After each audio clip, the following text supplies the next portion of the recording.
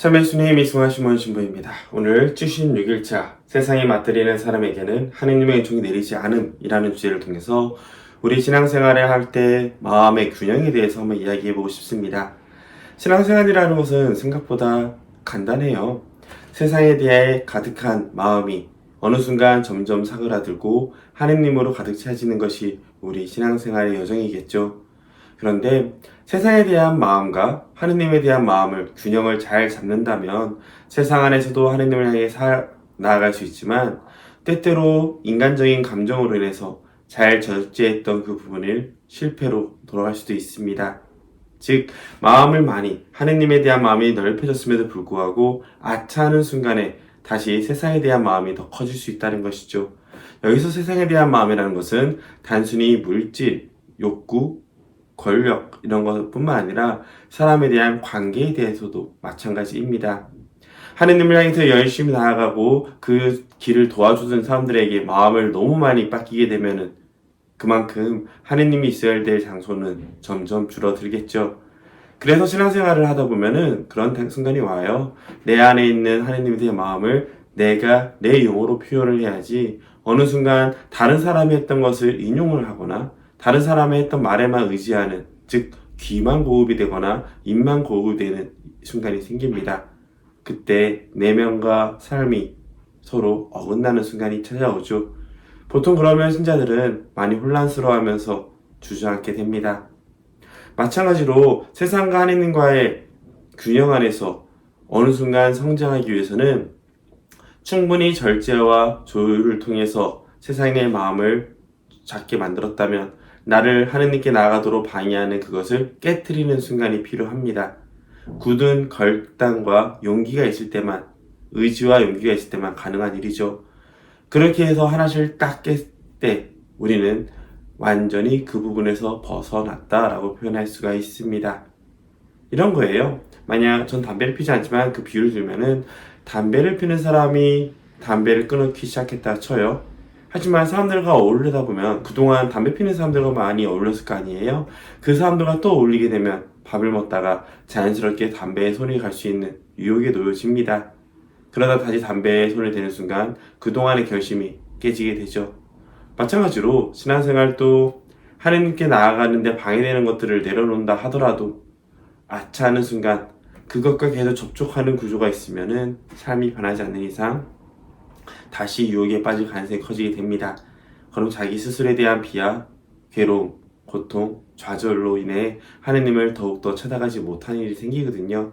그렇기 때문에 세상과 내 삶과 신앙생활을 조화를 위해서 꾸준히 조율하고 균형 잡는 일은 중요합니다. 하지만 어느 순간이 되면은 그것을 깨트리는 순간, 완전히 그 부분을 없애는 순간이 필요하죠. 바로 그 점이 완덕의 절정에 이르고자 한다면 어떻게 해야 합니까? 라는 것에 대한 답입니다. 너 자신과 모든 사사로운 이익과 물질에 대한 무절제한 성향을 그 뿌리부터 뽑아 없애야 한다. 즉 유혹이 다가오시는 환경 자체를 없애는 순간이 필요하다는 거예요. 충분히 연습되지 않은 상태에서 없애면 다시 빠지게 됩니다. 하지만 충분히 연습된 상태에서 점점 내 안에 하느님이 가득 차지고 하느님이 더 좋아졌을 때 어느 순간 마음 안에 유혹은 완전히 사라지게 되겠죠. 그래도 저 같은 경우도 사실생활을 하면서 조심하는 부분이 그런 겁니다. 본당에 가서 하느님께 온전히 나를 투신한 것도, 가족을 갖지 않는 것도, 결혼하지 않는 것도 오직 하느님을 중심으로 살아가기 위한 결단의 모습이죠. 그런데 실제 본당에 가면은 많은 여성 교우들을 만나게 됩니다. 자칫 인간적인 위로와 돌봄 혹은 따름을 경험하게 되죠. 그럴 때 어떻게 해야 될까요? 어느 정도의 거리를 두거나 혹은 유혹에 빠질 수 있는 자리, 예를 들어 술자리나 그런 자리에 있어서는 제 테이블에는 가능하면 그 자매들을 앉히지 않는 일을 합니다. 또 모두가 자매들하면 어느 정도 거리를 두고 스스로 마음을 몸가짐을 조심하는 것이죠. 그렇게 필요함에 의해서 스스로 조율할 때 마음에 있는 흔들림을 마음의 흔들림을 생기지 않게 방지할 수가 있습니다. 이것은 또 열심한 사람들에게도 똑같이 찾아와요. 제 마음의 다음 문장이 나와 함께 자유로이 거룩한 세상에 오르려는 사람은 악하고 무절제한 모든 감정을 억제해야 하며 어떠한 피조물에 대해서도 사사로운 감정으로 애착하지 말아야 한다고 하죠. 이것은 열심한 사람들한테 특히 치닫는 건데요. 어떤 공동체에 문제가 있다고 쳐요. 본인이 열심히 해서 결과를 만들어서 공동체를 잘 살렸다 칩시다. 그러면 그 결과를 통해 다음에 가서도 또다시 잘할 수 있도록 디딤돌이 돼야 되는데, 내가 이것을 잘했으니까 이것을 할 수 있는 사람에게만 줄 거야 라는 식의 유혹에 빠질 수가 있습니다. 즉, 사람에게 매이고 결실에 매이면서 오히려 하나님께 나아가지 못하는 걸림돌이 되는 것이죠.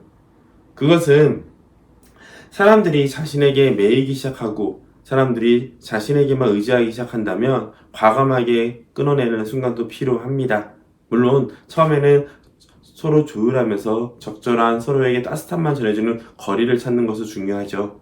하지만 그게 과하게 다가오기 시작한다면 분명히 선을 긋는 순간이 필요하다는 것이죠. 그러한 다음에 서로가 서로를 하느님을 향해 나아가고 있다는 걸 깨달았을 때, 각자가 충분히 신앙을 기쁘게 살 때 다시 만나면 더욱더 기쁜 나눔이 가능하거든요. 그런 점에서 오늘 세상에 맞들이는 사람에서 이 세상이라는 단어에 묵상을 해보시면 좋을 것 같습니다. 우리는 의외로 세상에 있는 물건, 욕심, 안 좋은 것들만 생각하는데요. 사람과의 관계, 내가 사랑하는 이들, 그리고 내가 좋아하는 음식이나 도구들, 이런 것들도 모두 세상에 속해 있다는 것을 기억하면 좋겠습니다. 그리고 하나님께 나아가는 데 있어서 세상을 통해서 나아가야지 세상에 매여서 나아가지 못하는 어리석음을 막을 수 있었으면 좋겠습니다.